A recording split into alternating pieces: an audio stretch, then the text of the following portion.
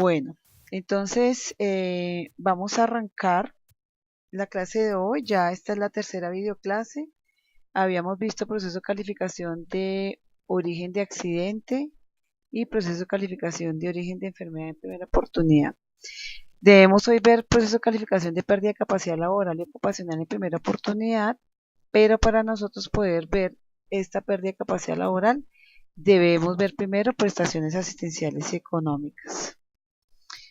Entonces, una vez nosotros hayamos calificado el origen laboral tanto del accidente como la enfermedad, debemos dar inicio a la cobertura de las prestaciones.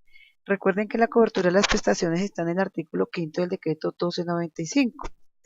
En este orden de ideas, las prestaciones asistenciales en algunas apartes son iguales que las prestaciones asistenciales que se deben dar por enfermedad de origen común. Es decir, que la atención arranca por una atención médica, terapéutica, quirúrgica, hospitalaria y farmacológica. Hasta ahí todo sería igual. Aquí la única diferencia radicaría entre EPS y ARL en la parte de hotelería. En la parte de suministro de medicamentos, básicamente está dado por que aquí nuevamente sean principios activos y los medicamentos en EPS son POS. Todo el servicio de diagnóstico y tratamiento obviamente es mucho más ágil por ARL que por EPS. Aquí comienzan las grandes diferencias en lo que es prótesis, órtesis, reparación y reposición. Acuérdense que las órtesis son todo lo que es las coderas, las férulas. Las prótesis en ARL se da lo último en tecnología porque lo que se busca es lograr rehabilitar. Entonces, en ese orden de ideas se tiene que dar lo último y lo mejor. La otra gran diferencia radica en los temas de rehabilitación integral. La rehabilitación integral estamos hablando de física y profesional. La rehabilitación integral está enmarcada en una norma técnica que está definida por el Ministerio y es el Manual de Rehabilitación. El Manual de Rehabilitación habla que la ARL debe garantizar rehabilitación funcional y la rehabilitación ocupacional o profesional. Ya ahorita vamos a pasar al tema de rehabilitación integral.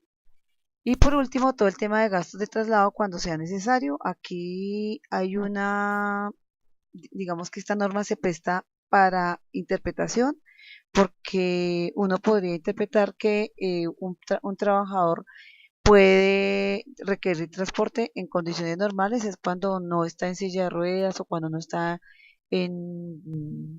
con bastón o con muletas. En el resto de ocasiones, pues se traslada en condiciones normales y no requeriría cobertura de transporte. Pero obviamente esto se presenta para interpretaciones y hay trabajadores que exigen pago de transporte solamente por el hecho de estar enfermo. Entonces, en ese orden de ideas, a menos que medie un derecho de petición de una tutela, solamente se le da transporte si está en silla de ruedas o en muletas o en un posoperatorio muy temprano. Aquí también caben estos procesos de rehabilitación, todo lo que es tratamiento odontológico, lo que se requiere de tratamiento odontológico tampoco tendría techo si está relacionado con un accidente de trabajo y todo el tratamiento estético en caso de que así se requiera. Entonces vamos a hablar del proceso de rehabilitación integral. El manual de rehabilitación lo que dice es que el ser humano, hay que ver el ser humano desde toda su integralidad, desde su dimensión ecológica, biopsicosocial, y estas dimensiones le dan al trabajador el derecho a su rehabilitación. A partir del concepto de rehabilitación integral, la parte funcional lo que busca es que al trabajador se le deje lo más cerca a como estaba antes de sufrir el accidente. Es decir, que se le debe garantizar todas las medidas de terapéuticas para mejorar las funciones físicas, mentales y sensoriales con apoyo de su entorno familiar, social y ocupacional, porque la idea es minimizar al máximo el impacto del daño que fue generado por el evento que le ocurrió. El abordaje no solamente se le debe garantizar desde la evaluación y un diagnóstico temprano, sino también se le debe dar un diagnóstico y un pronóstico ocupacional para poder así tratar de impactar lo más temprana y de la mejor forma posible. ¿Cuáles son las etapas de la? Entonces acuérdense, ¿qué es la rehabilitación integral? La funcional y la ocupacional. La funcional es lograr que el trabajador esté lo más cercano a como estaba antes del accidente. Es lograr que se gane toda la función que se requiera. Eso es todo el tratamiento médico. La rehabilitación ocupacional es todo lo que tiene que ver con el proceso de reintegro o reincorporación laboral. ¿Cómo arranca el proceso de reincorporación ocupacional o laboral? Lo primero es la captura del caso, luego, esto normalmente lo hace una terapeuta ocupacional. Luego de hacer la captura del caso viene la evaluación para el diagnóstico funcional. Una vez tengamos el diagnóstico funcional, es decir, con qué secuela quedó ese trabajador, se debe ir a hacer el requerimiento o la exigencia del cargo del puesto de trabajo. Toca revisar toda la parte contextual, es decir, el entorno social, el entorno laboral, el entorno familiar del trabajador. ¿Quiénes van a ser responsables de ese proceso en la empresa? ¿Cuál va a ser el pronóstico de ese trabajador? ¿Y cuál va a ser el plan de rehabilitación, sobre todo funcional? Una vez nosotros tengamos claro todas estas etapas del proceso, entonces se inicia con el proceso de reincorporación como tal. ¿Cuáles son los tipos de reincorporación de los que habla el manual? Lo primero que dice el manual es que puede haber un reintegro laboral sin modificaciones del cargo o de las tareas en las cuales se desempeña este trabajador. Es lo que nosotros llamamos, podemos llamar un reintegro directo o un reintegro con recomendaciones funcionales. Es decir, que el trabajador puede desempeñarse cuidándose de unas generalidades en su salud. El otro tipo de reintegro es el reintegro con modificaciones. Aquí es donde nosotros hablamos de un reintegro con unas restricciones que pueden ser temporales o pueden ser definitivas. Cuando un trabajador se reintegra con restricciones temporales, entonces uno espera que al mes o a los 2 meses de haberse reincorporado a trabajar, se le haga un seguimiento y a ese trabajador se le puedan eh, retirar esas restricciones temporales. Pero si no se logra adaptar ese trabajador y no se le pueden retirar esas restricciones temporales, probablemente vaya a quedar con unas restricciones definitivas. Si ese trabajador queda con restricciones definitivas, estamos hablando de una reubicación laboral, que puede ser temporal o puede ser una reubicación laboral definitiva. Esto va a depender de cómo se logre adaptar ese trabajador a ese nuevo cargo. Para eso tiene que estar siempre con el seguimiento de la terapeuta ocupacional, y la terapeuta ocupacional pues es la ARL quien la va a suministrar, y obviamente tiene que estar en comunicación permanente con la empresa. Cuando se requiere una reubicación temporal, una reubicación laboral definitiva, tenemos que mirar si ese trabajador está en aptitud y actitud de asumir ese nuevo rol. Por ejemplo, si el trabajador antes estaba como un conductor de tractomula, por decirles algo, y lo que tiene es una fractura compleja de codo y probablemente no va a poder seguir manejando, tiene un trabajador que va a tener que dejar de conducir. Toca pasarlo de un cargo de conductor a un cargo, por decirle, de, qué sé yo, de mensajero o de archivista o de jardinero. Para lograr que se ubique en un nuevo cargo, uno tiene que mirar si ese trabajador sí quiere y si sí lo podría hacer. Es lo que nosotros llamamos actitud y aptitud.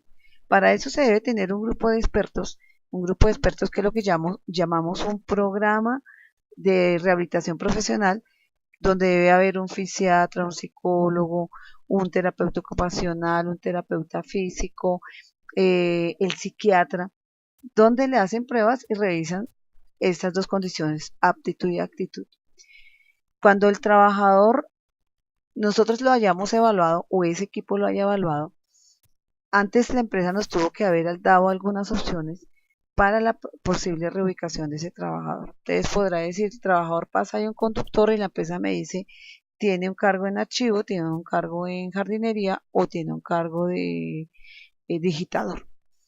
Le hacen las pruebas y le dicen, no, este trabajador encaja bien para un cargo de jardinero, pero para el cargo jardinero, para darle una capacitación formal en el SENA, probablemente necesita un noveno de grado de estudios, pero resulta que el trabajador apenas tiene séptimo. Entonces, ¿qué hay que hacer? Llevarlo de séptimo a noveno y de noveno ya pasarlo a el curso técnico en el SENA para que esté capacitado para ese nuevo rol que sería en este caso la jardinería. Todo ese proceso se llama una reconversión laboral o una rehabilitación profesional. Obviamente esto se hace desde el momento de la captura del caso, cuando nosotros ya vamos a saber cuál es la evaluación y cuál es el pronóstico funcional de ese trabajador y obviamente vamos a saber a qué puesto va a ir. Esto nosotros no podemos esperar hasta último momento a hacerlo. Entonces, una vez nosotros tengamos cuál es el pronóstico del trabajador, nosotros tenemos que ya estar programando cuál va a ser el tipo de reintegro que va a tener ese trabajador. Entonces, recuerden que el proceso de la rehabilitación integral es la rehabilitación funcional y la rehabilitación ocupacional. La rehabilitación funcional es todo lo que se haga para lograr la mejor y mayor función del trabajador. Y la rehabilitación ocupacional es todo el proceso de reintegro. Estas son las etapas y este es el plan de rehabilitación, el tipo de reintegro. Sin modificación o directo, con modificación o con restricciones, una reubicación temporal definitiva o una reconversión o rehabilitación profesional. Una vez nosotros tengamos ya este proceso de rehabilitación integral culminado, ya entonces nosotros podemos continuar con el resto. Entonces, acuerden que la rehabilitación funcional, la rehabilitación integral hace parte de todo el proceso de prestaciones asistenciales. Ahora vamos a pasar a prestaciones económicas. Prestaciones económicas, yo creería que ustedes vieron también algo en la clase de legislación. Aquí solamente las vamos a recordar y vamos a pasarlas rápidamente también, porque pues necesitamos, digamos que el objetivo de hoy es ver la pérdida de capacidad laboral. Entonces arrancamos la primera prestación, es la incapacidad temporal, está definida en el artículo 2 y 3 de la ley 776. ¿Y cuál es la característica para riesgos laborales? Es que frente a una incapacidad temporal, el trabajador recibe el 100% de su ingreso base de cotización a partir del día siguiente de ocurrido el accidente de trabajo hasta que se haya logrado su rehabilitación integral o se haya logrado la calificación y se haya definido si lo que tiene derecho es a una incapacidad permanente parcial. Acuérdense que la incapacidad temporal, la base del pago para la incapacidad temporal es el ingreso base de cotización. ¿Qué es el ingreso base de cotización? El ingreso base de cotización es todo lo que constituye salario. Constituye salario no solamente mi mensualidad, sino las primas extralegales, las comisiones, las horas extras y todas las demás cositas que se puedan estar recibiendo. Este ingreso base de cotización es muy álgido, sobre todo en personas, en trabajadores que estén comisionando o recibiendo ingresos adicionales. Encuentra uno muy frecuentemente que un comercial de pronto está contratado por un salario mínimo y recibe comisiones por ventas. Pero desafortunadamente a veces la empresa solamente le cotiza sobre el salario mínimo, de tal suerte que si ese trabajador se llegara a incapacitar, si el salario mínimo está en 780.000 y él con sus comisiones logra un ingreso base de cotización de 4 millones, pues solamente se le va a pagar por el salario mínimo. Entonces, por eso es importante cotizar sobre la totalidad de lo que perciba en el mes. Y eso es lo que se llama ingreso base de cotización. Entonces, necesito que recuerden que el ingreso base de cotización lo que es la base para pagar la incapacidad temporal. ¿Qué otra característica tiene la incapacidad temporal? Es que la máxima incapacidad posible deberían ser 360 días continuos por un mismo diagnóstico. Y hasta tanto no se califique la pérdida de capacidad laboral, se tendrá que seguir pagando la incapacidad temporal, así haya cumplido más de 360 días. Recuerden que la incapacidad temporal se debe pagar hasta tanto no se haya culminado el proceso de rehabilitación integral porque el proceso de rehabilitación integral es básico para calificar la pérdida de capacidad laboral que se requiere para el cálculo de la incapacidad permanente parcial. La segunda prestación económica entonces es la incapacidad permanente parcial. Está definido en el artículo 5 de la ley 776. ¿Qué es la incapacidad permanente parcial? Es una disminución parcial pero definitiva igual o superior al 5%, pero inferior al 50% de su capacidad laboral. Esto quiere decir que cuando yo califico una pérdida de capacidad laboral, la incapacidad permanente parcial, que es lo que llamamos la IPP, debe ser mayor a 5 y menor a 50. ¿Por qué mayor a 5? Porque mayor a 5 le da derecho a una indemnización. Si es menor a 5, el derecho es 0 pesos. Y menor a 50, ¿por qué? Porque si es 50 ya tiene derecho a una pensión de invalidez. Entonces recuerden que la incapacidad permanente parcial es la pérdida de capacidad laboral que es mayor a 5 y menor a 50. Que el menor a 5 no tiene derecho a indemnización. La incapacidad permanente parcial nunca será menor a 2 ingresos bases de liquidación ni superior a 24 ingresos de base de liquidación. Ya ahorita con un ejemplo, cuando calificamos una pérdida de capacidad laboral, les explico a qué hace referencia este ítem. La base para pagar la incapacidad permanente parcial es el ingreso base de liquidación. ¿Qué es el ingreso base de liquidación? El ingreso base de liquidación tiene dos conceptos básicos. Primero, si es un accidente de trabajo. Segundo, si es una enfermedad. Para un accidente de trabajo, el ingreso base de liquidación es el promedio del ingreso base de cotización de los 6 meses antes a la fecha de estructuración. Y para una enfermedad es el promedio de los últimos 6 meses antes de la fecha de estructuración. ¿Qué es eso? Les voy a poner aquí un ejemplo y ahorita vemos uno mucho más práctico. Si un trabajador recibe en un mes, no recibe salario fijo, sino salario variable, entonces en un mes, si el accidente, por decirle, fue el 23 de marzo del 2018, ¿sí? Y esa fue la fecha de estructuración.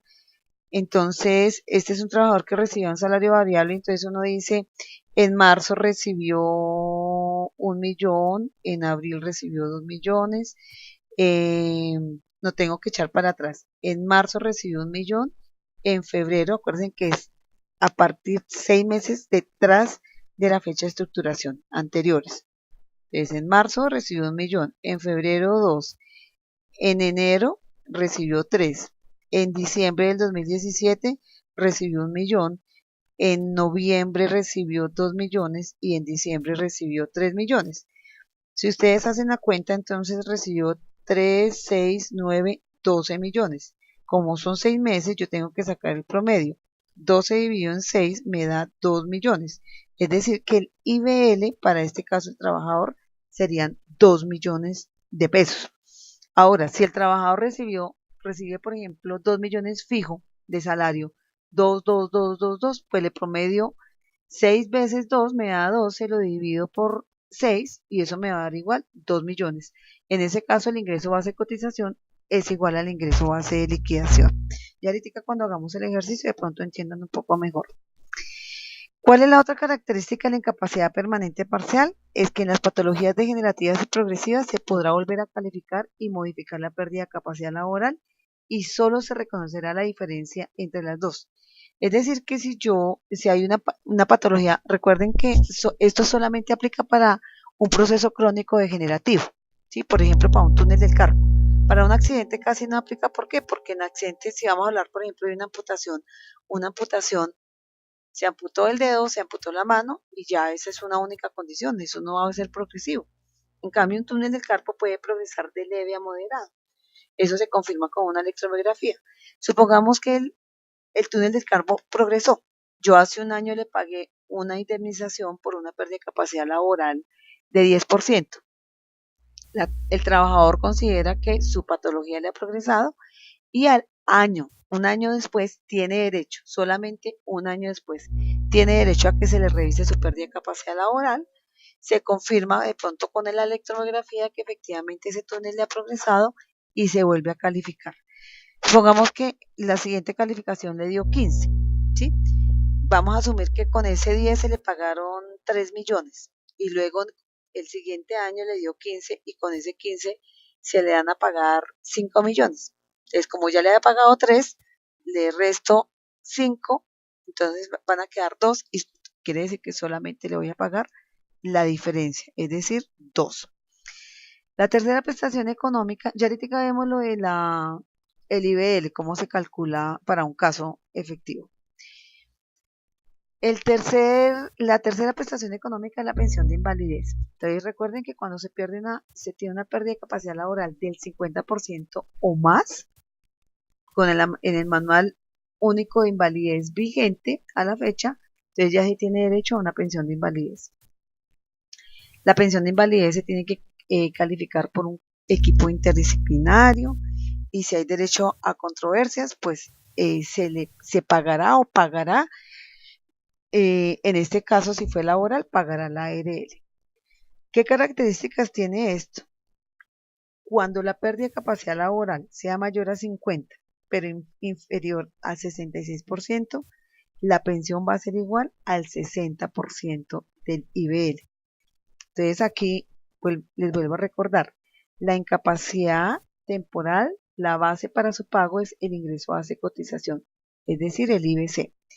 Y la pensión y la IPP, la base para su pago es el IBL, es decir, el ingreso base liquidación.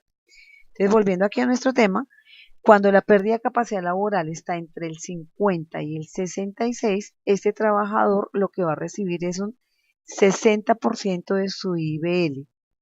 Es decir, que si se gana 2 millones de pesos, el 60% va a ser 1.200.000, muchachos, ustedes me corrigen cuánto es el 60 de 2 millones. 6 por 2, 12, 1.200.000. Es decir, que si tiene una pérdida de 50 y 66, va a recibir eso.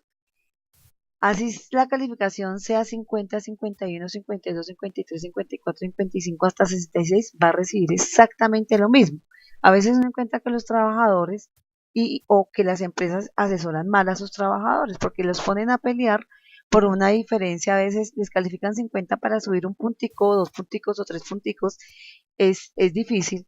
Entonces ustedes tienen que tener claro que en este rango, en ese rango no se va a mover el valor de la pérdida. ¿Cuándo se mueve? Cuando la pérdida de capacidad laboral es mayor al 66%. Si la pérdida de capacidad laboral es mayor al 66%, ¿cuánto va a recibir? El 75% del IBL. Es decir, que ese trabajador recibe 2 millones de pesos, la pensión le va a quedar en 1.500.000. Pero cuando la persona requiere ayuda de un tercero, por ejemplo, cuando está en muletas, cuando está en silla de ruedas, un paciente psiquiátrico, por ejemplo, que es un esquizofrénico o está deprimido, va a requerir de una tercera persona. Cuando requiere de una tercera persona, se le va a pagar el 15% más. Es decir, que la pensión le va a llegar en riesgos laborales hasta un 90%. Aquí hay una gran diferencia con la enfermedad común, porque con estas mismas características en enfermedad común, por ejemplo, aquí entre este rango, entre el 50 y el 66, en enfermedad común va a recibir el 45%, más unas arandelitas que se le ponen por aquí. Y cuando la pérdida es mayor a 66 en enfermedad común, va a recibir el 54%. La máxima pensión posible para enfermedad común es el 75%, pero no es fácil recibir ese porcentaje. Entonces, estas son las prestaciones asistenciales y estas son las prestaciones económicas.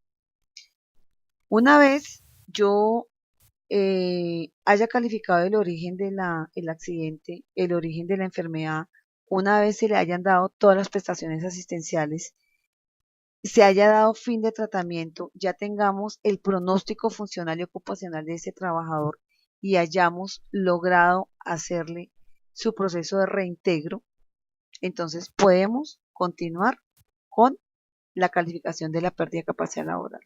Recuerden que nosotros para poder pagar tanto la pensión de invalidez como la incapacidad permanente parcial, debemos haber calificado la pérdida de capacidad laboral. Recuerden que para la calificación de la pérdida de capacidad laboral en primera oportunidad, si es laboral, lo califica la ARL y si es común, lo califica el Fondo de Pensiones.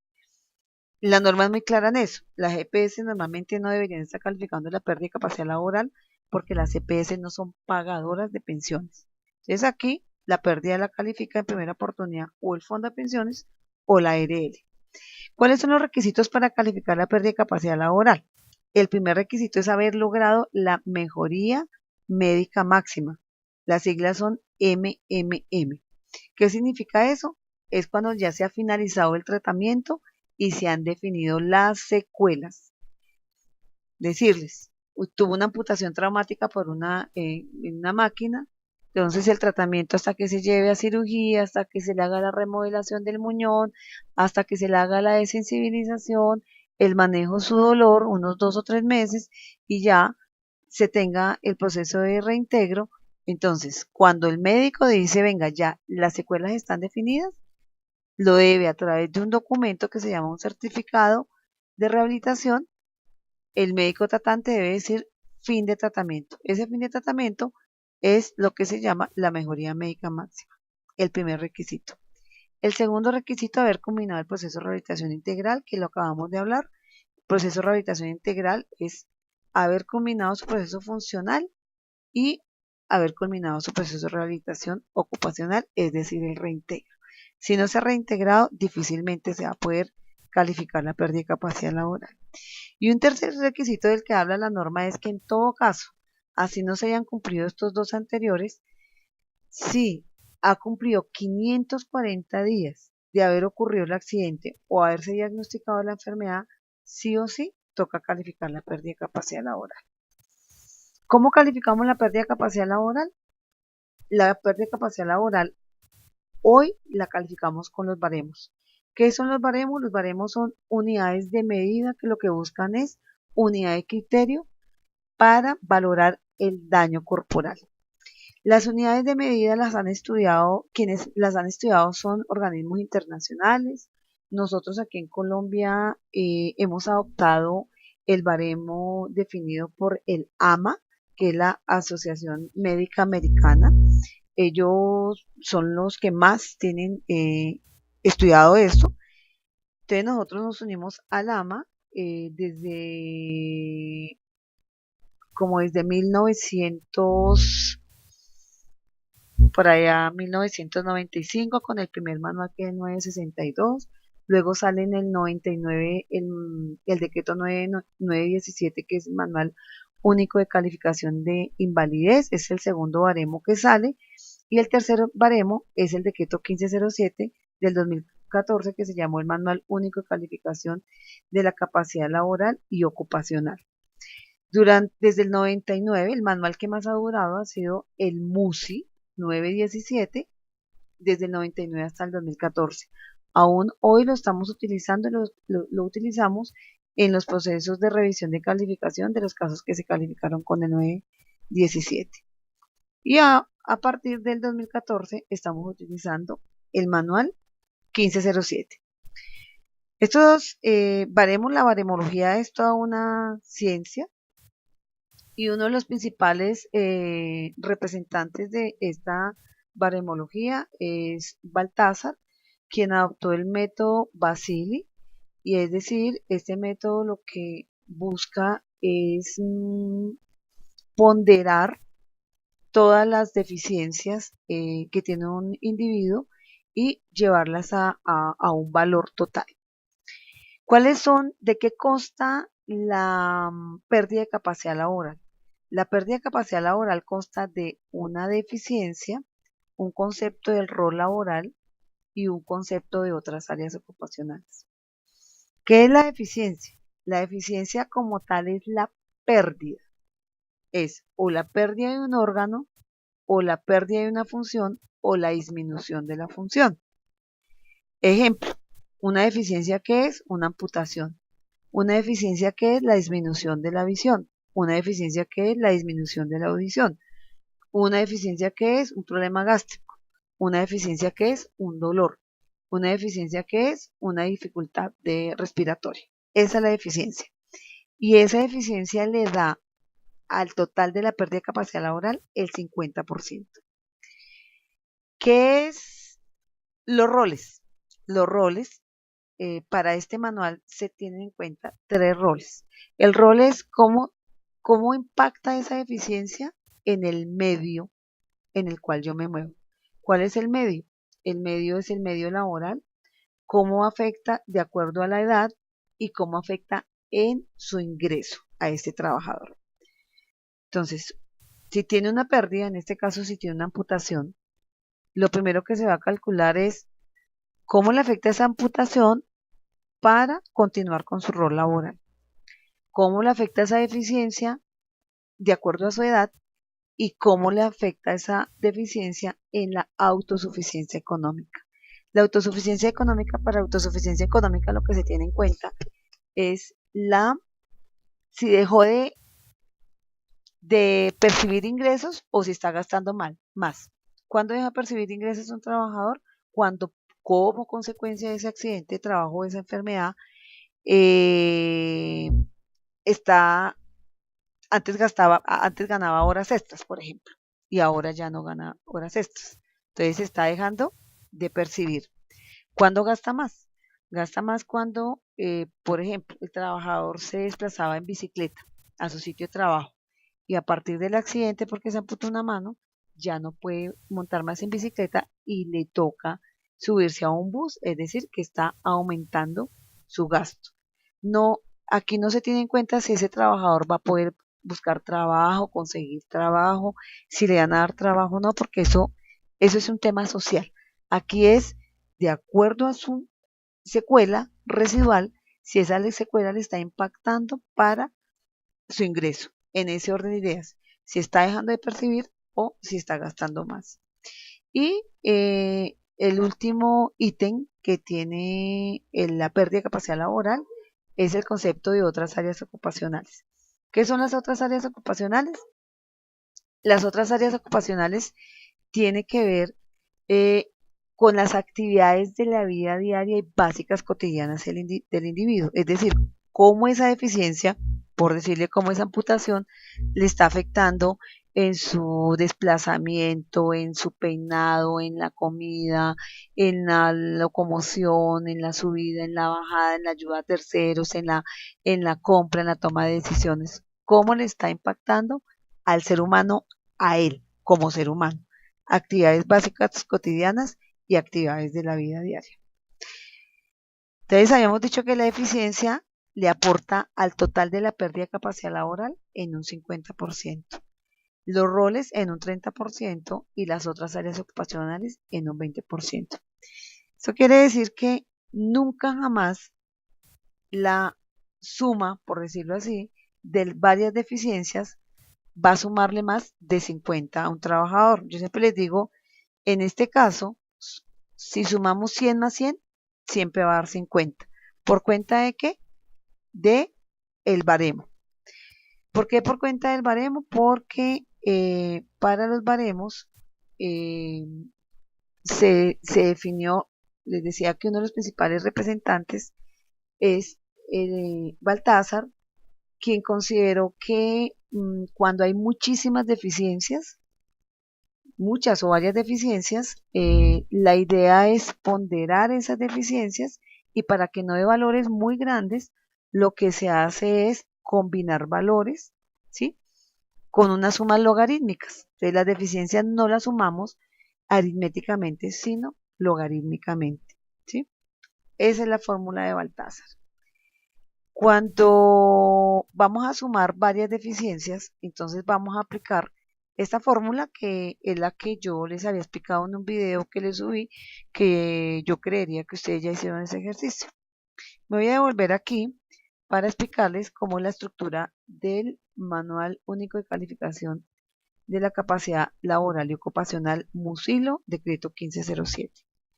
Lo primero que tiene es 2 títulos. El título primero es las deficiencias, es decir, la alteración funcional o de las estructuras corporales, que es lo que da el 50%. En las deficiencias, pues están todos los capítulos de los diferentes sistemas del organismo.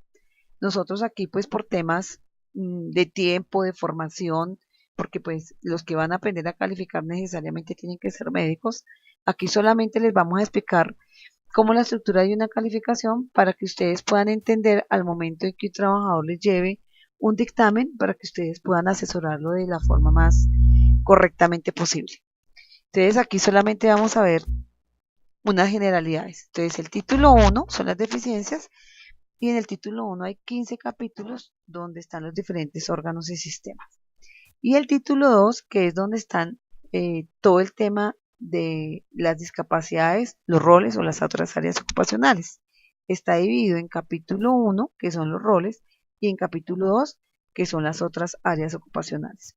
Ya les había explicado que en el capítulo 1 entonces está el rol laboral, la autosuficiencia económica y la edad cronológica.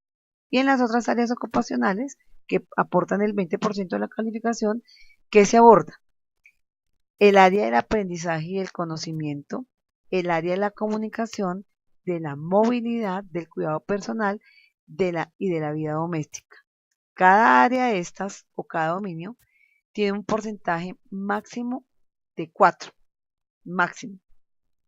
Pero en cada uno de estos ítems, ahorita los vamos ahí a medio desglosar, ahí está desglosado mucho más minuciosamente y cada ítem va del 0 al 0,4. En el entendido es que el 0 es el que está normal, el 0,1 tiene un compromiso leve, el 0,2 un compromiso moderado, 0,3 severo y el 0,4 muy severo. Ahorita cuando hagamos el ejercicio de pronto lo podamos entender mejor. Entonces, aquí en la pérdida de capacidad laboral debemos aplicar la fórmula. La fórmula solamente la aplicamos para las deficiencias. Es decir, que la combinación de valores solamente es para las deficiencias. Ya las deficiencias más los roles más las otras áreas las sumamos de forma aritmética en el formato que ustedes ya debieron haber conocido y ya debieron haber hecho. Entonces, una vez nosotros tengamos los requisitos para la pérdida de capacidad laboral, debemos contar con los fundamentos de hecho. ¿Cuáles son los fundamentos de hechos? Toda la historia clínica, todos los paraclínicos y todos los soportes que nos deben servir para la calificación de la pérdida de capacidad laboral. Y los fundamentos de derecho son todas las normas de las cuales nosotros hacemos uso para soportar este proceso. La pérdida de capacidad laboral siempre la tenemos que ingresar en un formato, es una norma legal también que definió el ministerio para eso, con unos mínimos. Cada compañía de seguros, cada fondo de pensiones, cada ARL define su formato con esos mínimos. Ya ahorita miramos el ejemplo del formatico.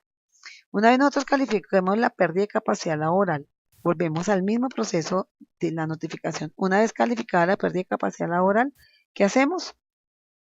Notificamos.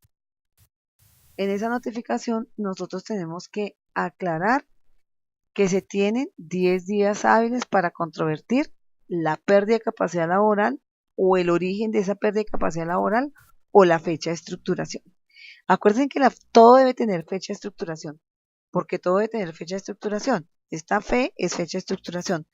Porque con la fecha de estructuración es que se va a calcular el IBL. Acuérdense que yo les dije que el IBL para accidente de trabajo se calcula 6 meses antes a la fecha de estructuración y para enfermedad es el promedio de los 12 meses antes de la fecha de estructuración. ¿Y qué es la fecha de estructuración? Es cuando cumple el criterio de lo que estamos calificando. Si por ejemplo hoy estamos calificando una amputación, nos toca mirar cuál fue la fecha de la amputación. Si estamos calificando por ejemplo un túnel del carpo, como el diagnóstico del túnel del carpo se hace con la electromiografía, entonces tenemos que mirar cuándo fue la fecha de la electromiografía. Si lo que estamos calificando es el dolor, tenemos que mirar a partir de cuándo fue que se estableció ese dolor. Y esa es la fecha con la cual se va a calcular el IBL, es decir, con la que se le va a pagar a cada trabajador. Una vez nosotros tengamos la pérdida de capacidad laboral, una vez la tengamos registrada en el formato debe tener 3 firmas, el médico calificador laboral, un médico fisiatra y una terapeuta ocupacional, psicóloga o terapeuta física, Una vez firmado este dictamen, entonces se procede con la notificación.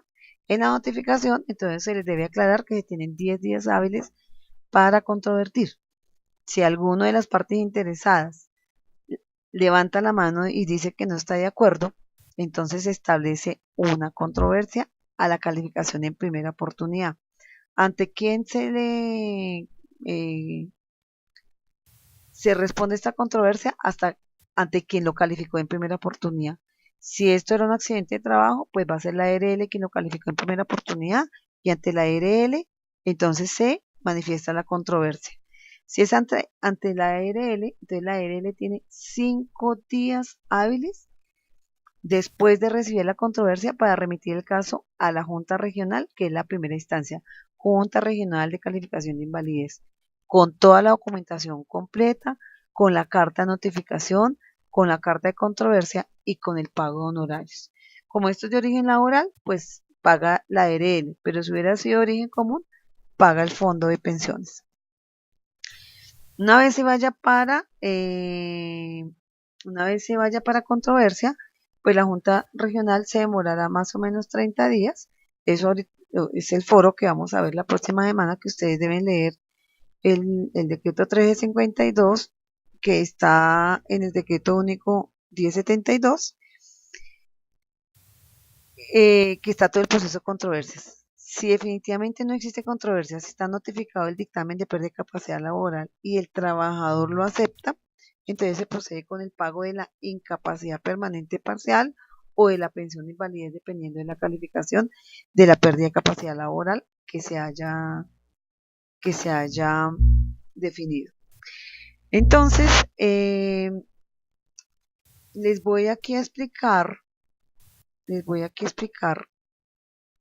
el ítem que decía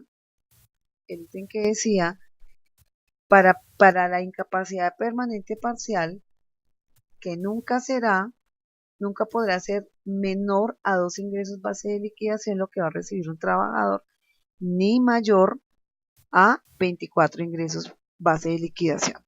Entonces resulta que para el cálculo de lo que se le va a indemnizar al trabajador, por decirles, le calificamos una pérdida de capacidad laboral por una amputación de mano a un trabajador que le dio 40% de pérdida de capacidad laboral. Esa es la pérdida de capacidad laboral, esa es la valoración del daño con el baremo.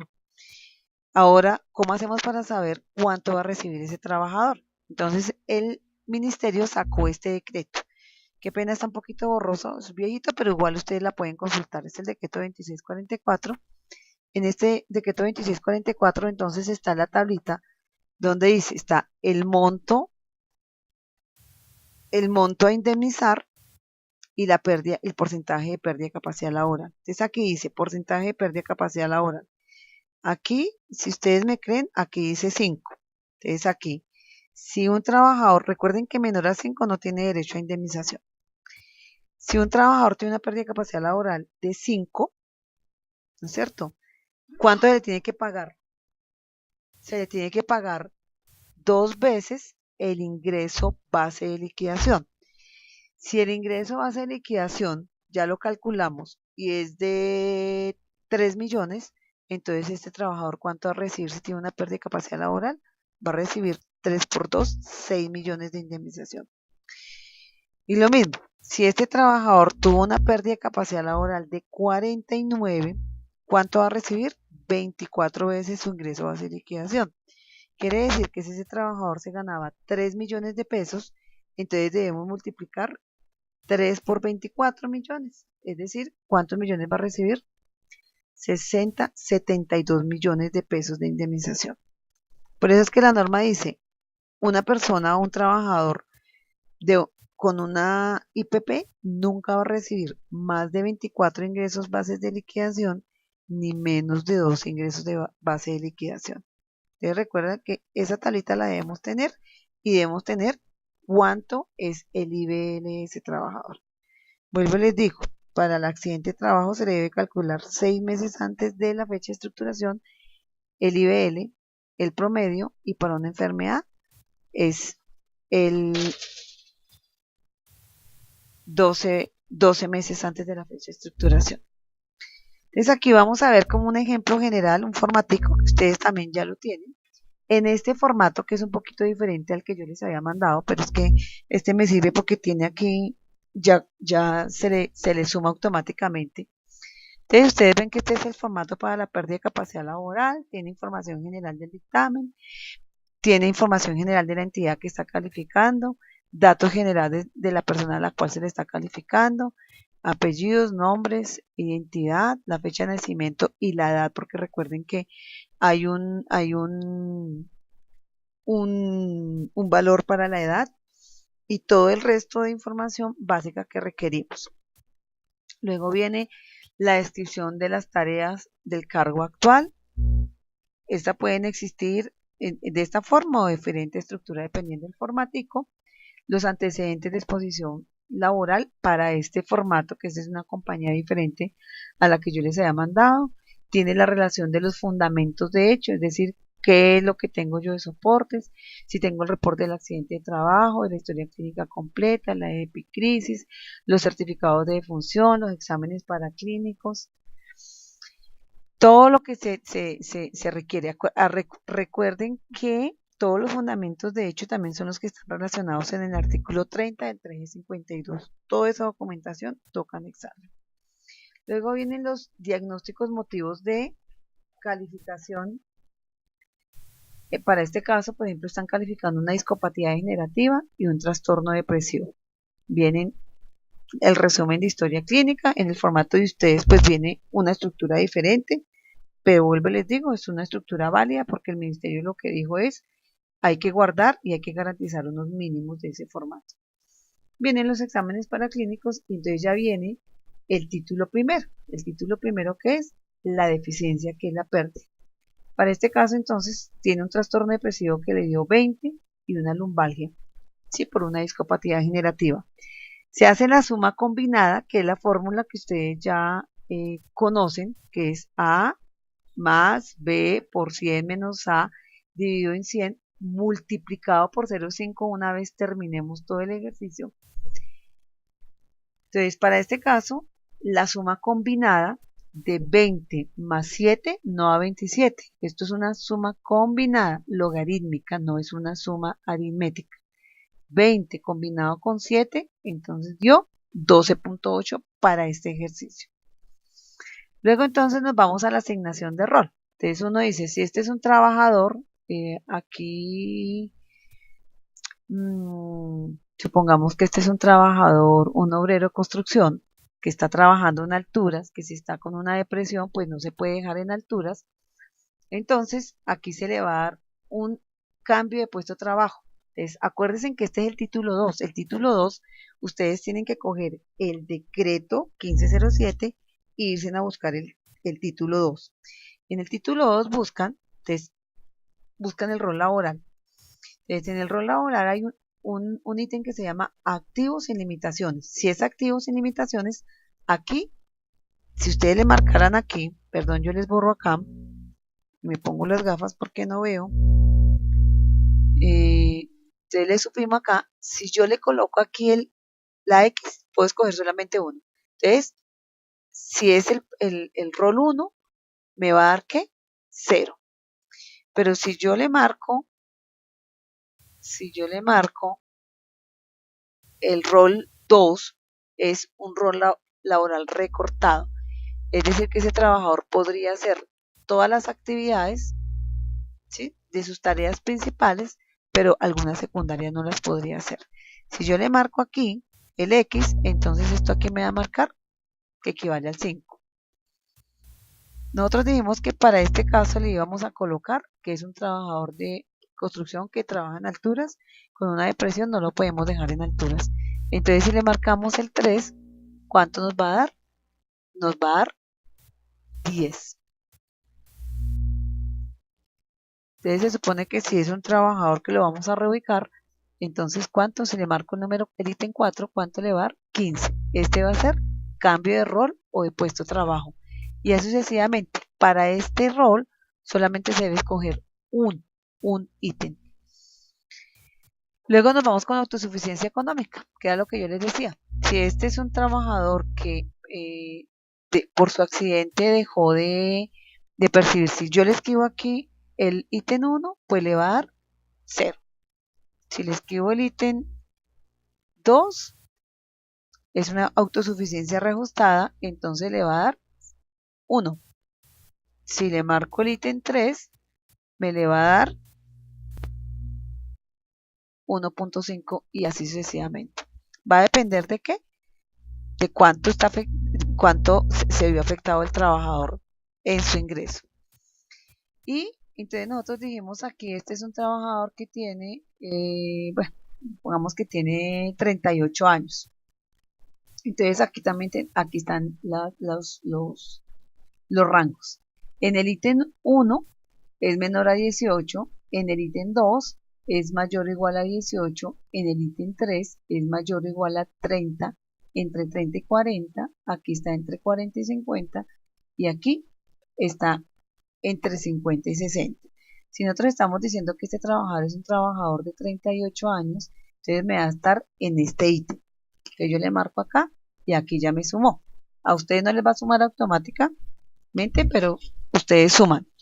Entonces fíjense que aquí yo ya tengo un primer valor que me da 12.8, que es la combinación de 27, 12.8. Luego me va a dar un rol de 15, una autosuficiencia de 1.5 y una edad de 1 me da 18. Y entonces luego, era lo que yo les explicaba acá, vienen las otras áreas ocupacionales. Estos son los dominios: aprendizaje y aplicación del conocimiento, comunicación, movilidad, cuidado de la persona y vida doméstica. Básicamente todo lo que tiene que ver con aprendizaje y aplicación de conocimiento tiene que ver con la afectación de la parte cognitiva del ser humano. Es decir, son todas estas personas que tuvieron un trauma craneoencefálico, que tienen un tumor cerebral o que tienen una depresión súper severa, que tienen afectada su parte cognitiva, o que son personas esquizofrénicas. O sea, son personas que tienen importante compromiso con su parte mental. Entonces aquí cada ítem les va a decir, esto en el manual, en el título 2, capítulo 2 del manual, está escrito ítem por ítem. Aquí solamente está como esto: mirar, escuchar, aprender. Entonces ustedes tienen que mirar si uno va a ver, tiene una lumbalgia y un trastorno depresivo. ¿Esa lumbalgia le va a afectar para mirar? No, entonces será 0. ¿Le va a afectar para escuchar? No, entonces será 0. ¿Le va a afectar para aprender a leer, escribir y calcular? Entonces uno podría decir, puede ser que le afecte de forma moderada. Acuérdense que aquí uno le califica de 0, que no tiene dificultad, 0.1 que tiene una dificultad leve, 0.2 que tiene una dificultad moderada, 0.3 una dificultad severa y 0.4 una dificultad completa. Entonces aquí se le asignó una dificultad leve para aprender. ¿Por qué? Porque tiene un trastorno depresivo. Tiene una dificultad leve para aprender a calcular, porque probablemente tiene problema cognitivo, y tiene una dificultad leve para pensar. ¿Para qué otra tiene una dificultad leve? Para calcular y para resolver problemas.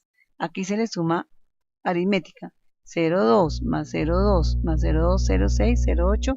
Aquí le da un total de 0,9 para este ítem. Y así sucesivamente. Si va a tener dificultad para comunicarse con mensajes no verbales, para mensajes con signos, para con recepción de mensajes escritos. Entonces, si aquí tuviera un problema,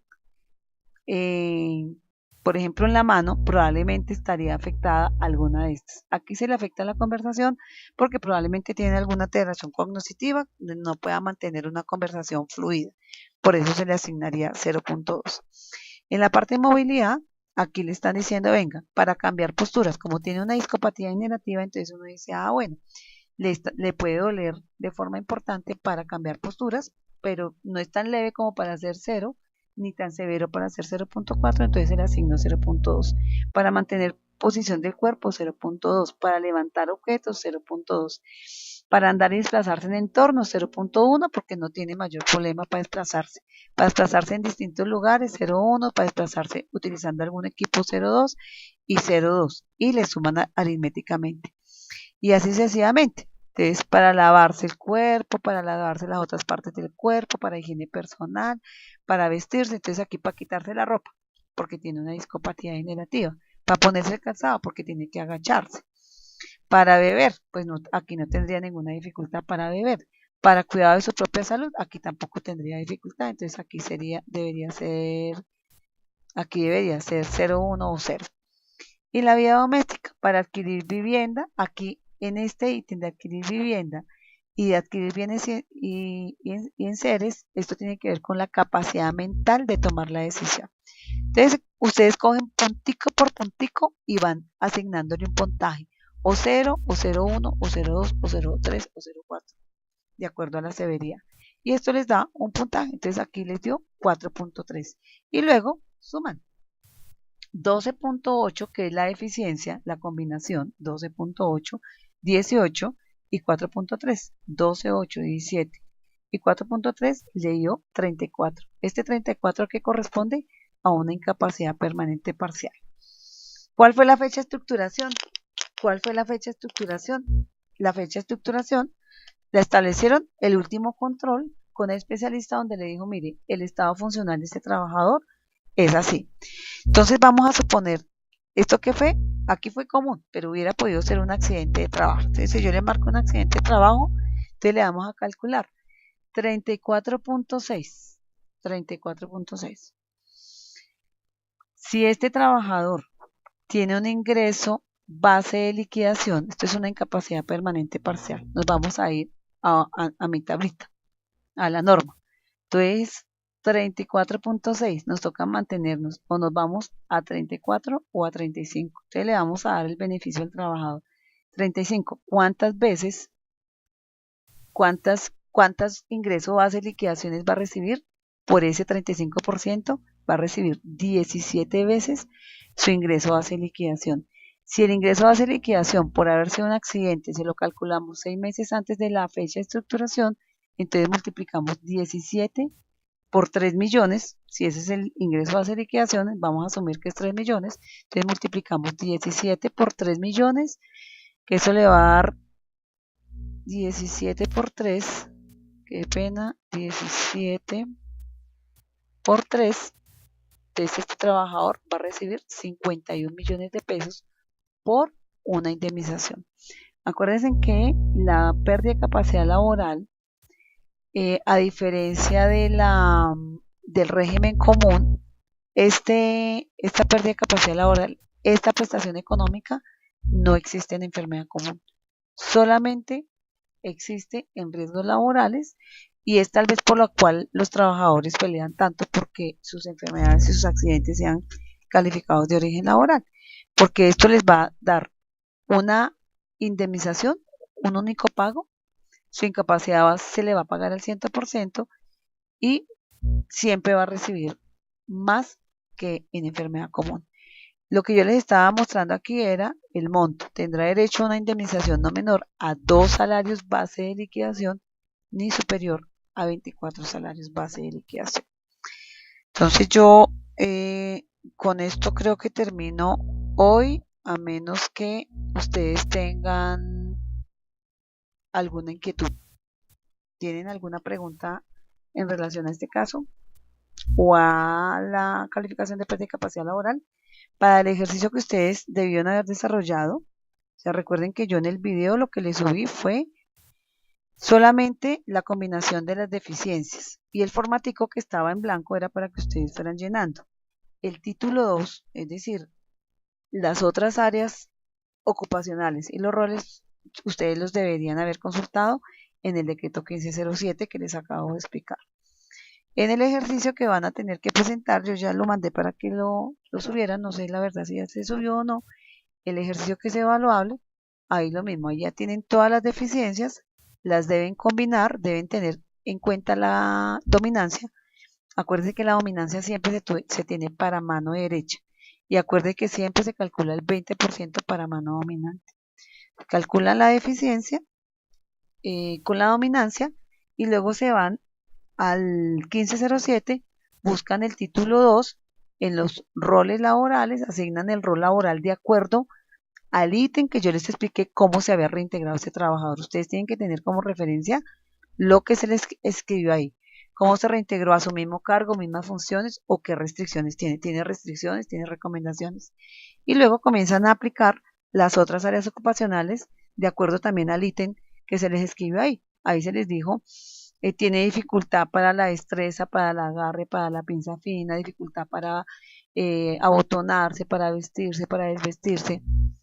Entonces, cogen el manual y van aplicando y van llenando el formatico y no se les olvide diligenciar también la fecha de estructuración, porque con esa fecha de estructuración es con la que se le va a calcular el IBL al trabajador. Entonces, muchachos, no sé si tengan alguna duda, si les quedó claro, si les quedó todo claro. Entonces aquí vamos, aquí tienen unas preguntas, yo les voy a responder. Vamos viendo.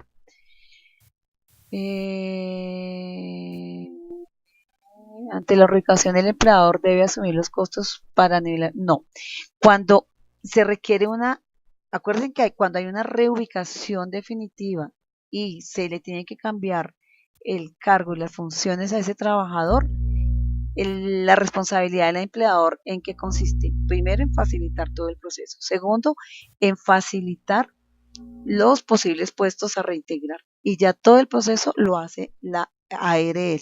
La ARL les facilita todo el grupo de rehabilitación profesional, apoya todo el proceso de reubicación, hace todas las pruebas de trabajo y el proceso de capacitación para los casos que se requiera reconversión laboral, todo eso lo hace la ARL. ¿Qué otra pregunta por acá? Estamos con el anterior, en este caso estamos como en el anterior, estamos recibiendo la clase casi 24 horas de la... pues déjenme, yo pregunto la verdad, no sé por qué, pues se supone que ustedes ya debieron haber leído los decretos, ya debieron haber hecho el ejercicio, porque yo subí este ejercicio, lo subí en video.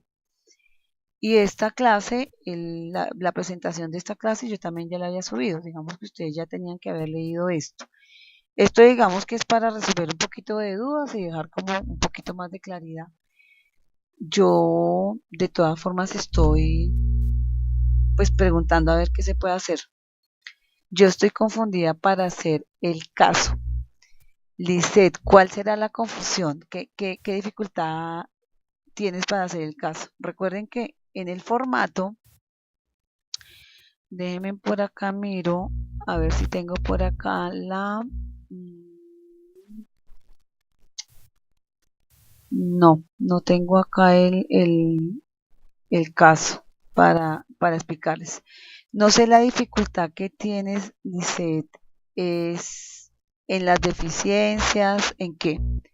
Doctora, la verdad no entiende mucho el ejemplo del formato de Excel que nos presentó ahora. El domingo revisé el taller de enfermedad laboral. Es que este es el de pérdida de capacidad laboral, el de enfermedad laboral es otro.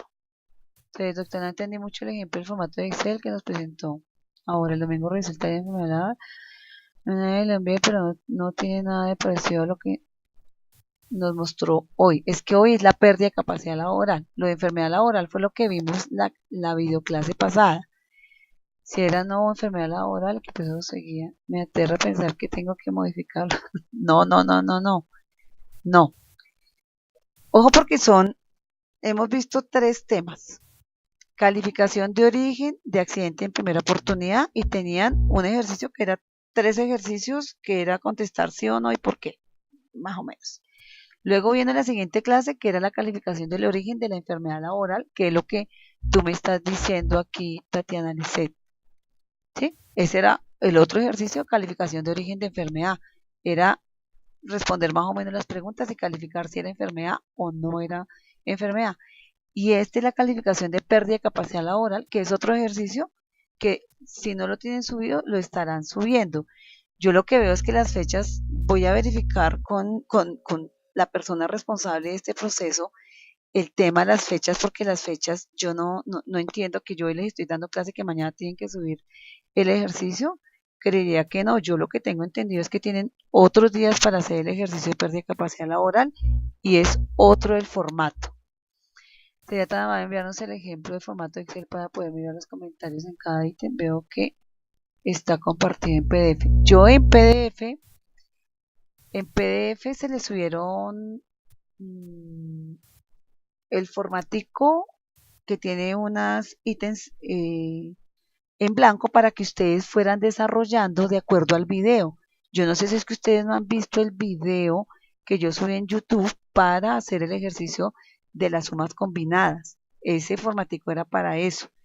Tienen otro formato ejemplo de la pérdida de capacidad laboral y tienen ya, no, voy a verificar ahorita si ya le subieron el formato que tienen, que el ejercicio que tienen que realizar de pérdida de capacidad laboral. Entonces son tres cosas diferentes. ¿Te sientes perdida, Adriana Lucero? ¿En qué? ¿En qué te sientes perdida? A ver si yo logro aclararte alguna cosa. Es falta de tiempo, no tengo tiempo los sábados y domingos para el desarrollo de actividades. Es falta de tiempo.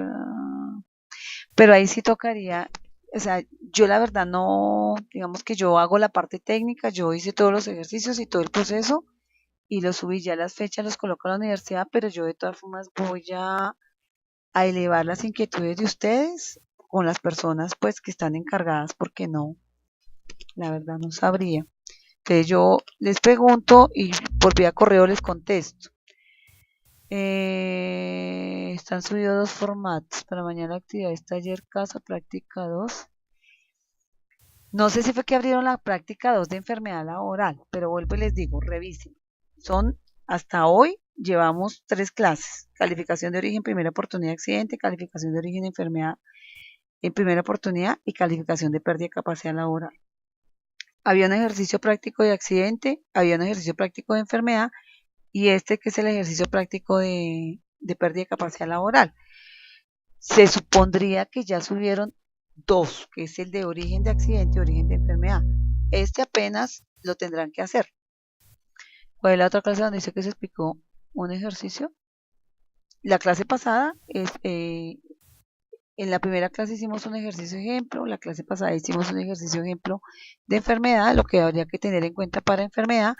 Igual en Canvas yo les subí varios ejercicios de calificación de origen como para que tengan en cuenta qué se debe tener en cuenta para la calificación. Entonces hay varios ejercicios para que ustedes tengan en cuenta y la semana pasada hicimos ahí un ejercicio de las cosas que debemos tener en cuenta. ¿Cuál es la otra clase? Dice que se explicó un ejercicio. Fue la clase pasada. En cada clase hemos visto un ejercicio. Así como ahorita vimos el formatico, en las otras clases también vimos el ejercicio. En el ejemplo formato de Excel para poder mirar los comentarios. El formato de Excel ya lo tienen. 2 formatos están subidos en Excel efectivamente. Para mañana si tienen el de origen, pues me imagino es que les abrieron más tiempo para origen. Es que el tiempo de apertura del curso no fue acorde, algunos no teníamos. Sí, ya he escuchado, ya como que he escuchado varios temas, varias quejitas de que ustedes no tenían, algunos no les activaron el curso. Yo ya mandé el correo a la persona que me está apoyando. Yo creo que les van a tener que dar alguna respuesta. Igual los videos, estos videos, el de origen de accidente, de origen de enfermedad ya están subidos. Aspiro subirlo hoy para que ustedes revisen. Ya yo elevo las inquietudes al área encargada. En relación a esta clase, esta clasecita que doctora no entiende mucho el ejemplo del formato de Excel que nos presentó. Tatiana, tú ya hiciste el ejercicio, ya viste el video que yo le subí en YouTube y que está ahí el link en Canvas. Es que tienen que hacer el ejercicio. Si ustedes no hacen el ejercicio no van a entender. Toca hacer el ejercicio necesariamente. Entonces toca que cojan el video, impriman el formato que está, el primer formato que es el formato para hacer en el video y comiencen a desarrollar punto por punto. Es la única forma que ustedes puedan entender porque en esta clase solita no es posible que ustedes entiendan todo. Entonces ahí es muy necesario que cojan el video y apliquen el ejercicio. Haciendo el video es muy fácil. ¿Alguna ha visto el video? ¿Me pueden escribir? Porfis.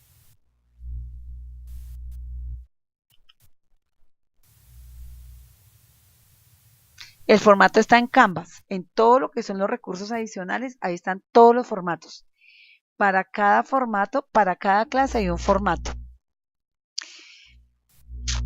No sé, Steven, ¿no los has visto porque no los tienes o porque no los has buscado? Los formatos están, todos los formatos y todos los apoyos están en Canvas.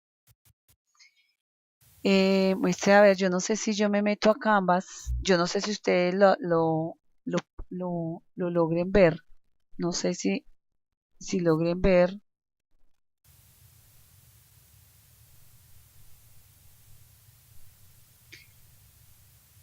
en material de estudio, ustedes logran ver lo que yo les estoy mostrando acá.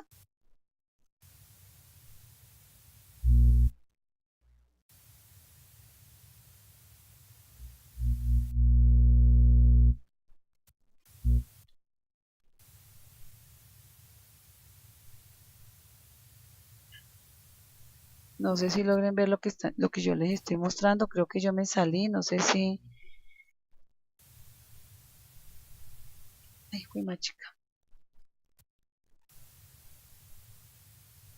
¿Lograron ver lo que les mostré? Ahí en material de estudio están todos los formatos, muchachos. Tienen que meterse a todos los formatos y para esta clase específicamente tienen que ver el video de YouTube. ¿Alguien ha visto el video de YouTube? Adriana, ¿tú lo viste? ¿Steven también?